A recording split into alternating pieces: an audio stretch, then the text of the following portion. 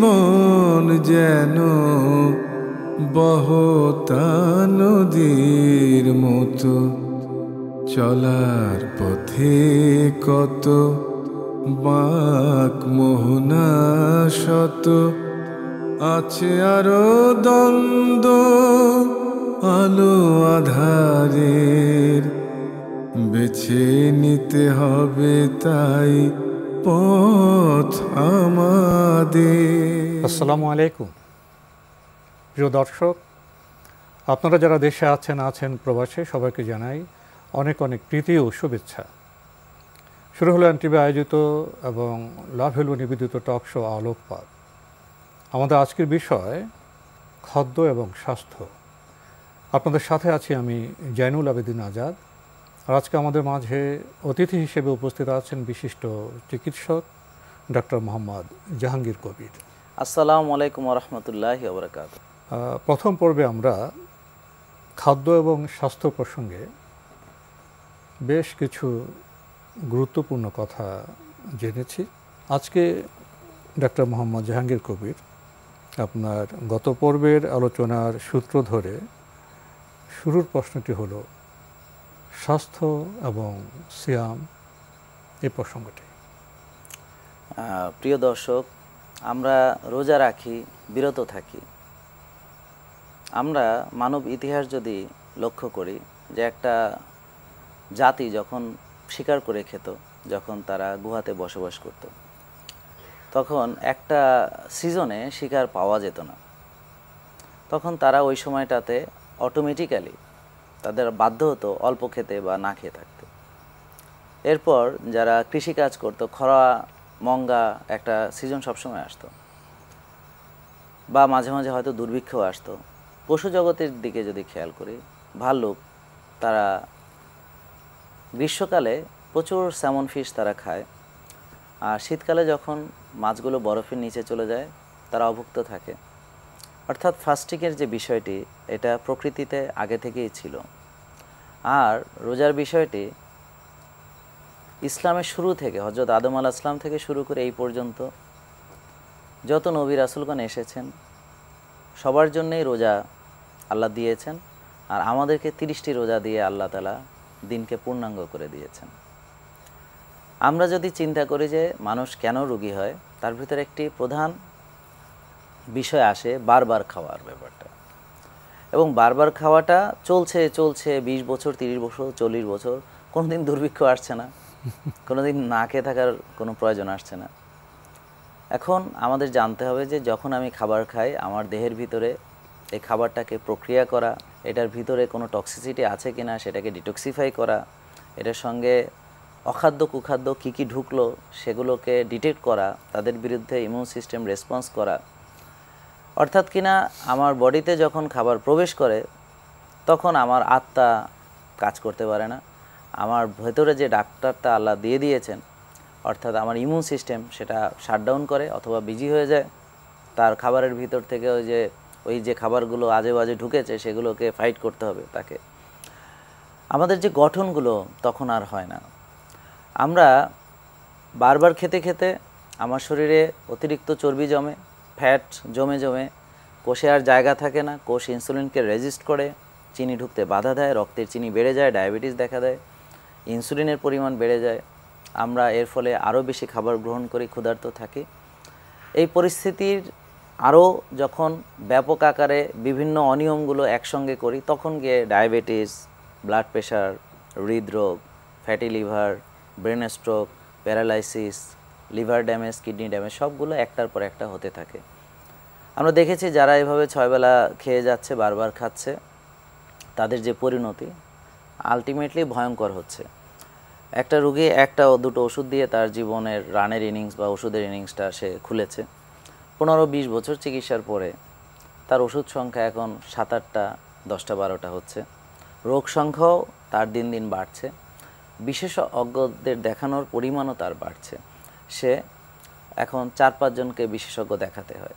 তাহলে এই যে 6 বেলা খাবার খাওয়া এবং বারবার খাওয়া এবং ওষুধ খাওয়া, এগুলো আমাদেরকে অসুস্থ করে তুলছে। শুধু তাই না, রোগ থেকে ভালো হওয়ার জন্যে যেই পরিবেশ শরীরের ভিতরে দরকার সেটাও ব্যাহত করছে। এখন বিজ্ঞান গবেষণা করে দেখেছে, অলরেডি আপনারা জানেন যে জাপানি বিজ্ঞানী ওসুমি উনি অটোফেজি আবিষ্কারের মাধ্যমে নোবেল প্রাইজ পেয়েছেন। এই অটোফেজির মানেটা আমাদেরকে বুঝতে হবে।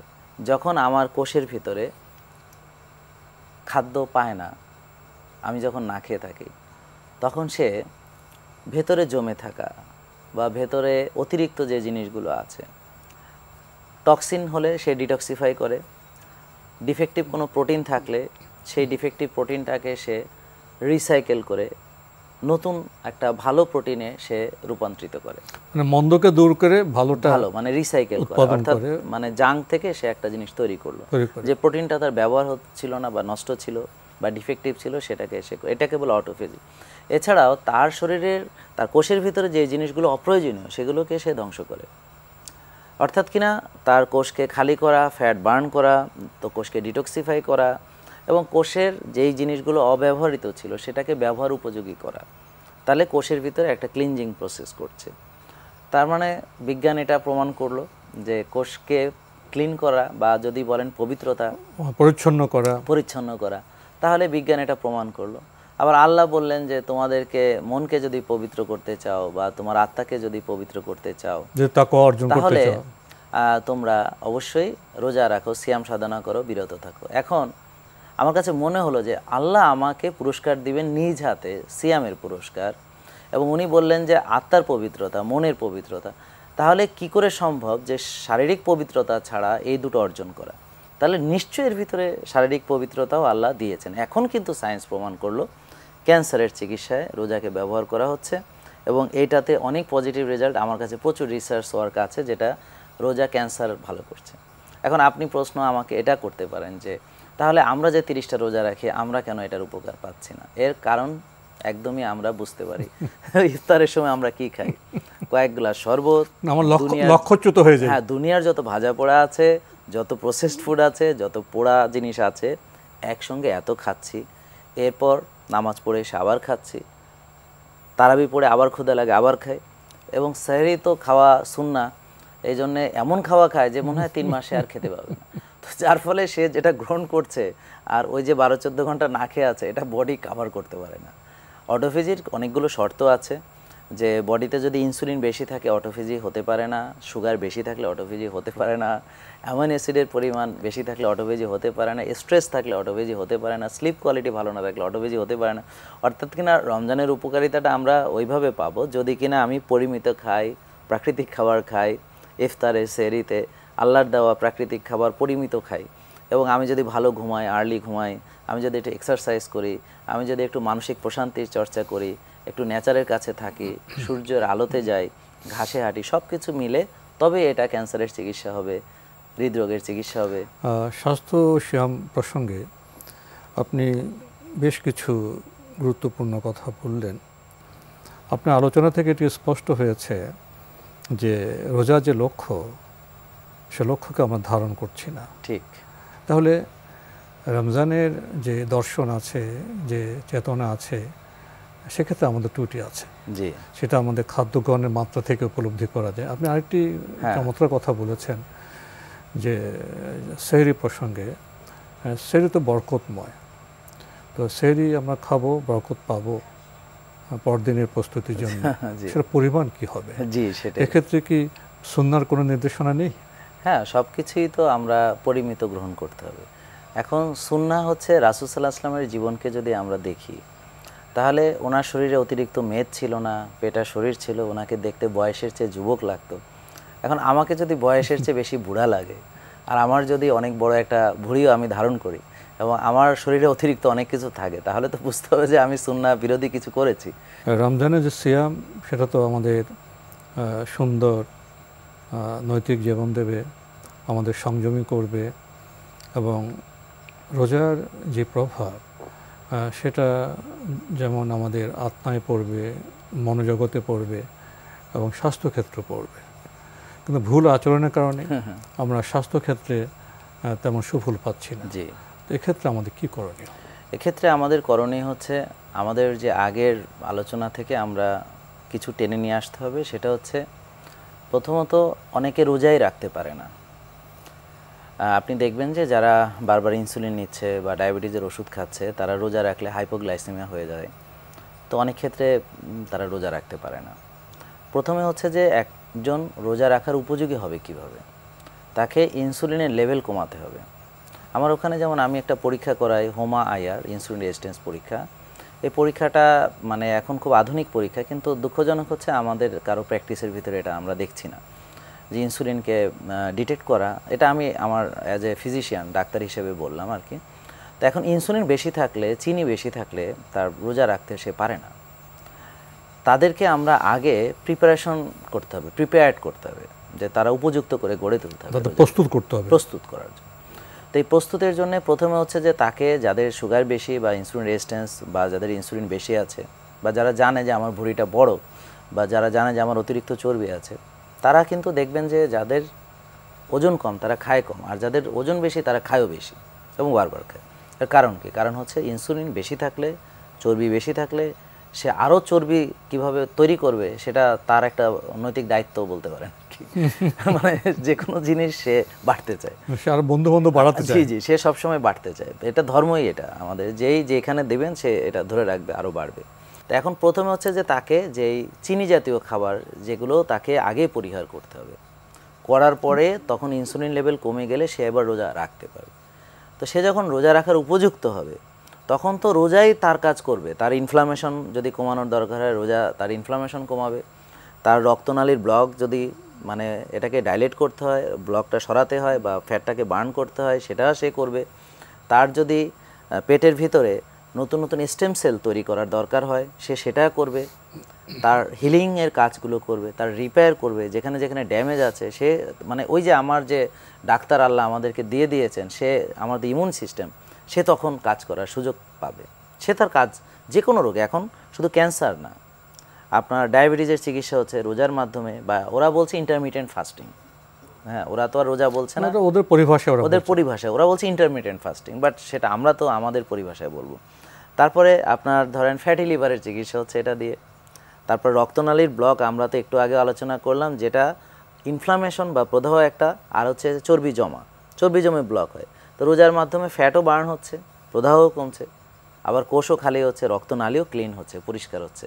তাহলে তার আর হার্ট ব্লক হওয়ার যে সম্ভাবনা সেটা কমে যাচ্ছে, বা তার হার্ট ব্লক আছে ভালোর দিকে যাচ্ছে। তার যে ব্রেন স্ট্রোক হওয়ার যে সম্ভাবনা সেটা কমে যাচ্ছে, বা যাদের স্ট্রোক অলরেডি হয়েছে তারা আবার পুনরায় তাদের যে অঙ্গ প্রত্যঙ্গগুলো আবার সচল হচ্ছে। আমার বেশ কিছু রোগী আছে, তারা স্ট্রোকের পরেও আলহামদুলিল্লাহ এখন তারা হাঁটতে চলতে পারছে, রোজা রেখে রেখে রেখে রেখে সেই উপকারগুলো পেয়েছে। তো রোজার মাধ্যমে যেমন পেটের, এবং যেমন ধরেন অনেকের চামড়া কুঁচকিয়ে গেছে, রোজার মাধ্যমে এগুলো টাইট হয়ে যায়। তো অনেকে হঠাৎ করে ধরেন 10-15 কেজি ওজন কমিয়েছে, স্কিনটা ঢিলাঢালা হয়ে গেল, কুঁচকে গেছে, তো দেখতে খারাপ লাগছে। আবার দেখা যাচ্ছে রোজা রেখে স্মার্ট হয়ে গেল, আপনি যেটা বললেন আর কি, স্মার্ট হলে তো ওই স্কিনটা টান হতে একটু টাইম লাগে। তো অটোফেজির মাধ্যমে ওই যে প্রোটিনটা, অতিরিক্ত চামড়া যেটা ছিল ওটা বডি খেয়ে ফেলে, ওটাকে সে ব্যবহার করে ফেলে। ব্যবহার করার ফলে স্কিনটা আবার টান হয়ে যায়।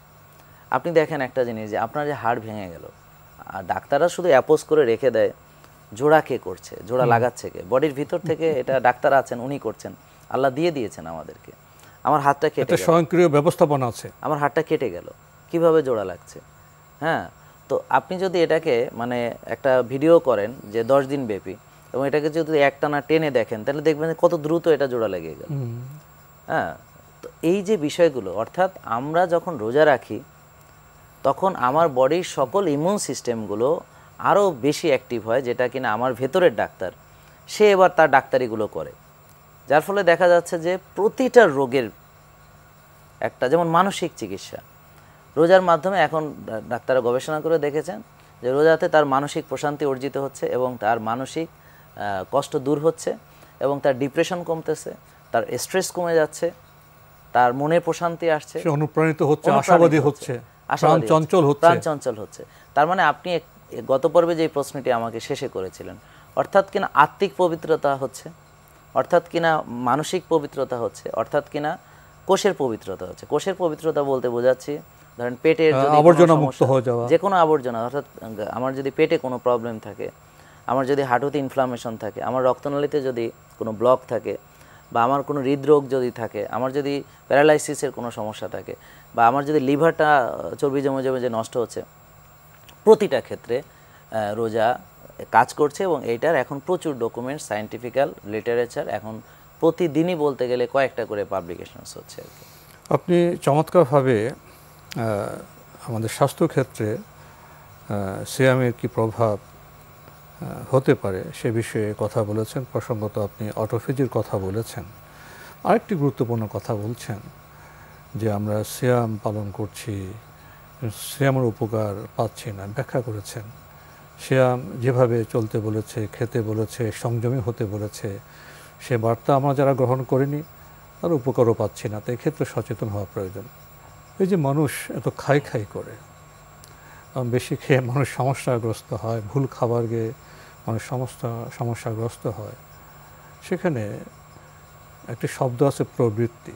জি, প্রবৃত্তি তাকে তাড়িত করে, আরও খাও, আরও খাও, ভুল খাও, এটা খাও, সেটা খাও, এবং নেশাও খাও। ঠিক। তো আমাদের ধর্ম কিন্তু প্রবৃত্তিকে সংযত, নিয়ন্ত্রিত করতে বলে, এবং প্রবৃত্তিকে নিয়ন্ত্রিত করতে গেলে রোজা একটি বড় বিষয়। একদম। আরেকটি বিষয়, জীবন এবং জগৎ সম্পর্কে যদি মানুষের একটি সঠিক আকিদা, ঈমান বা বিশ্বাস থাকে, সর্বক্ষেত্রে তার সে ঈমান আকিদা তাকে সাহায্য করে। আমরা আজকাল তো সেকুলার হয়ে গেছি, ইহলৌকিকবাদী হয়েছি, অর্থাৎ আমাদের চিন্তাভাবনার সীমানা ইহলৌকিক জীবনযাপনের মধ্যে সীমিত। ফলে আরও খাবো, আরও দরকার, আরও অর্থ দরকার, আরও বিলাসদ্রব্য দরকার। অথচ পবিত্র কোরআন বলছে এইসব বিষয় কি তোমাদেরকে আমি দিয়েছি, নিয়ামতগুলো কি ভোগবিলাসের জন্য না পরীক্ষার জন্য? যদি মানুষের আকিদা, ঈমান ঠিক থাকে, সে পরকালমুখী হবে, সে সেকুলার হবে না এবং শুধুই ইহলৌকিকবাদী হবে না, যে পরকালকে লক্ষ্য করে জীবন পরিচালিত হবে। মানুষ যদি এভাবে ভাবে আমাকে জবাবদিহি করতে হবে পরকালে, আমি তো ইহলৌকিকবাদী নয়, তাহলে আমার উপার্জন সম্পর্কে জিজ্ঞেস করবে, ব্যয় সম্পর্কে জিজ্ঞেস করবে, এমনকি ভুল খাদ্য গ্রহণ করে, প্রবৃত্তিকে আনুগত্য করে, ভুল খাবার গ্রহণ করে নিজেকে অসুস্থ করে, তার জবাব দিতে আমার আছে। এইভাবে যদি আমরা চলি, তাহলে তো আমাদের মধ্যে যে ইমানি চেতনা হবে, আমি হালাল উপার্জন করব, হালাল খাদ্য খাবো, আমি পরিমিত খাবো, নিজের ক্ষতি হয়, নিজেরও আমি ক্ষতি করতে পারবো না জবাব দিতে কারণে। এই চেতনায় যদি আমরা যাই, তাহলে আমাদের রোজা শুদ্ধ হবে, আমাদের স্বাস্থ্য সুন্দর হবে। আমি কি ভুল বললাম? না, আপনি তো সঠিক একদমই বলেছেন। কিন্তু এখানে আমার একটা প্রশ্ন আপনার কাছে বা আমাদের দর্শকদের কাছে, সেটা হলো, আপনি যাদেরকে বললেন যে যারা পৃথিবীতে ভালো থাকার জন্য এত কিছু করছে, ওরা তো পৃথিবীতে ভালো নেই। ওরা তো এই যে অতিরিক্ত খেয়ে তো রোগীই হচ্ছে, এবং তারা তো সাফার করছে। যুক্তরাষ্ট্র তো বড়, অবেসিটির পরিমাণ সেখানে কি সবচেয়ে বেশি? এখন ওখানে 88% লোকের ইনসুলিন রেজিস্ট্যান্স। হ্যাঁ, তো এখন ওরা কি ভালো আছে? তা আমার উল্টা প্রশ্ন দর্শকদের কাছে, যে আসলে যদি এভাবে আমরা ভালো না থাকি, আমি অনেক দিন ধরে আমি অনেক রোগী নিয়ে কাজ করছি, সারা পৃথিবীতে লক্ষ লক্ষ রোগী নিয়ে আমি কাজ করি, আলহামদুলিল্লাহ আল্লাহ সেই সুযোগ দিয়েছেন। তা আমি দেখলাম যে যারা আপনি যেটা বললেন, সেকুলার বললেন বা যেটাই বললেন, বা পৃথিবীবাদী যাদেরকে, ইহলৌকিকবাদী যারা পরকালে জবাব দিতে বিশ্বাস করেন। এখন আমার কথা হচ্ছে, আপনার ঠিক আছে ওটা বিশ্বাস না করেন, আপনি আপনার বৃদ্ধকালকে বিশ্বাস করেন, বা আপনার বয়স হলে আপনার কি পরিণতি হচ্ছে সেগুলো তো অন্তত দেখতে পাচ্ছেন, যে আপনি তো নিজের পরিণতি মানে আপনি তো সাফারিংসগুলোকে তো অস্বীকার করতে পারছেন। এবং উন্নত বিশ্বের দিকে তাকালে বেশ কিছু মুভিও আছে, দেখবেন যে যারা এই ধরনের বিশ্বাসী, তাদের বেশিরভাগেরই পরিণতি হয়েছে প্যারালাইসিস হয়ে পচে যাচ্ছে, ক্যান্সার হয়ে পচে যাচ্ছে, ক্যান্সার হয়ে ধ্বংস হয়ে যাচ্ছে। এবং সবাই কিন্তু তাদের একটা সাফারিংস কিন্তু তাদের আছে, তারা পৃথিবীতেই তারা কিছু কিন্তু পাচ্ছে। একেবারে এমন না যে আপনাকে আখিরাত পর্যন্ত অপেক্ষা করতে হবে, পৃথিবীতে মানে ইহলোকেই আমরা যারা ইহলোকবাদী ফল পেয়ে যাচ্ছি, তাদের এখানে কিছু ফল আল্লাহ দিচ্ছেন। আপনি দেখবেন যে এটা সবখানে হচ্ছে। তো সময়ের কারণে আমরা আলোচনাকে আর এগিয়ে নিতে পারছি না, আমাদের আজকে এখানে শেষ করতে হচ্ছে। ডক্টর মোহাম্মদ জাহাঙ্গীর কবির, আপনি কষ্ট করে আমাদের স্টুডিওতে এসেছেন, সময় দিয়েছেন, সেজন্য আপনাকে অনেক ধন্যবাদ। আপনাকে অনেক ধন্যবাদ, এবং এনটিভি পরিবারের সকলকে আমার পক্ষ থেকে শুভেচ্ছা থাকে। প্রিয় দর্শক, আমরা দেখছিলাম এনটিভি আয়োজিত এবং লাভেলো নিবেদিত টক শো আলোকপাত। আমাদের আজকের বিষয় ছিল খাদ্য এবং স্বাস্থ্য। আমাদের অনুষ্ঠান আপনারা এনটিভি অনলাইনেও দেখতে পারবেন, ভিজিট করুন www.ntvbd.com। এছাড়া ইউটিউবে এবং আমাদের ভেরিফাইড ফেসবুক পেজে অনুষ্ঠান দেখতে পারবেন। আজকে খাদ্য এবং স্বাস্থ্য প্রসঙ্গে আমাদের দ্বিতীয় পর্বে আমরা রমজান, সিয়াম এবং অটোফেজি নিয়ে বেশ কিছু কথা বলেছি। খাদ্য এবং স্বাস্থ্য প্রসঙ্গে আমরা ডক্টর মোহাম্মদ জাহাঙ্গীর কবির থেকে কিছু বার্তা পেয়েছি যে আমাদের সুষম খাদ্য গ্রহণ করতে হবে, খাদ্যকে চিনতে হবে, প্রসেস ফুড বা যেটা কৃত্রিম খাদ্য সেখান থেকে আমাদের বিরত থাকতে হবে। খাদ্যের পরিমাণ আছে, ব্যক্তি নিজেকে বিবেচনা করবে কোন খাদ্য কী পরিমাণ তাকে খেতে হবে, ব্যক্তির দায়িত্ব রয়েছে। মূল কথা হলো খাদ্যে শৃঙ্খলা ফিরিয়ে আনতে হবে। প্রবৃত্তির তাড়না আছে, প্রবৃত্তির তাড়না আমাদের বিভ্রান্ত করে, বিপথগামী করে, শুধু খাদ্য গ্রহণের ক্ষেত্রে নয়, অনেক বিষয়ে প্রবৃত্তিকে যে শাসন করতে পারে সেই তো মানুষ। প্রসঙ্গত আমরা যে অটোফেজির কথা বলেছি, খাদ্য থেকে একটা নির্দিষ্ট সময় বিরত থাকার কথা বলছি, যাকে আমরা সিয়াম বলি, এর ফল কি হতে পারে সেটা আমরা জেনেছি। এবং সিয়াম পালন করার পরেও আমরা সিয়ামের মর্মবাণী সংযমী না হওয়ার কারণে অতিরিক্ত খাদ্য গ্রহণ ইফতারে, সেহরিতে ফল লাভ থেকে আমাদের বঞ্চিত করছে। এখানে আমাদের সচেতনতা প্রয়োজন। আর মানুষ হিসেবে যদি আমরা বিশ্বাসী হই, স্রষ্টার অনুগত হই এবং উপার্জন ব্যয়ে খাদ্য গ্রহণে যদি আমাদের জবাবদিহিত চেতনা থাকে, তাহলে জীবনের সর্বক্ষেত্রে শৃঙ্খলা ফিরে আসবে। শৃঙ্খলা ফিরে আসলে আমরা স্মার্ট হব, আমরা সুন্দর জীবনযাপন ইনশাল্লাহ পাবো ইহলোকে এবং পরলোকে। আসুন না আমরা আত্মসমালোচনা করি এবং সঠিক কাজটি করি। মহান আল্লাহ আমাদের সবাইকে নিরাপদে রাখুন, রাখুন শান্তিতে। আসসালামু আলাইকুম। পথে কত বাক মোহনা শত আছে আরো দ্বন্দ্ব, আলো আধারের বেছে নিতে হবে তাই পথ আমাদের।